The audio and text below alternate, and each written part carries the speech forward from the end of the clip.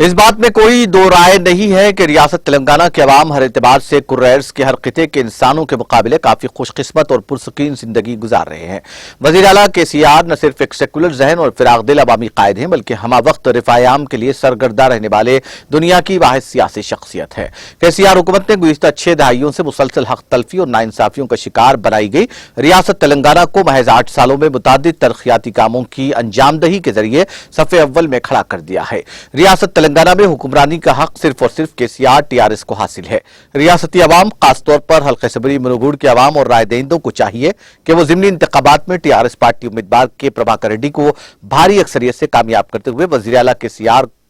کے ہاتھ مضبوط کریں۔ ان خیالات کا اظہار ریاستی وزیر داخلہ محمد محمود علی نے منوگوڑ حلقے میں شامل نامپلی منڈل مستقل پر TRS امیدوار کے پربھاکر ریڈی کے حق میں محمد عبدالصمد کونسلر وارڈ نمبر 28 جنگاؤں کی صدارت میں منعقدہ تائیدی جلسے عام سے خطاب کرتے ہوئے کیا، جس میں منڈل انچارج رکن اسمبلی جنگاؤں متی ریڈی یادگیری ریڈی کے علاوہ مقامی TRS قائدین محمد اظہر الدین، سید فرید احمد، محمد عبدالستار، محمد بندے علی خان اور دیگر موجود تھے۔ سلسلہ خطاب جاری رکھتے ہوئے وزیر داخلہ محمد محمود علی نے کہا کہ ریاست تلنگانہ میں KCR حکومت کی جانب سے عمل درآمد ہونے والے تمام فلاحی اسکیمات میں حیات انسانی کے ہر پہلو کا احاطہ کیا گیا ہے، جس سے تمام طبقات کے ریاستی شہری بلا لحاظ مذہب و ملت جنس سیاسی وابستگی سے بالاتر ہو کر مستفید ہو رہے ہیں۔ انہوں نے اس ضمن میں تفصیلی جائزہ لیتے ہوئے بتایا کہ ریاست تلنگانہ میں سرکاری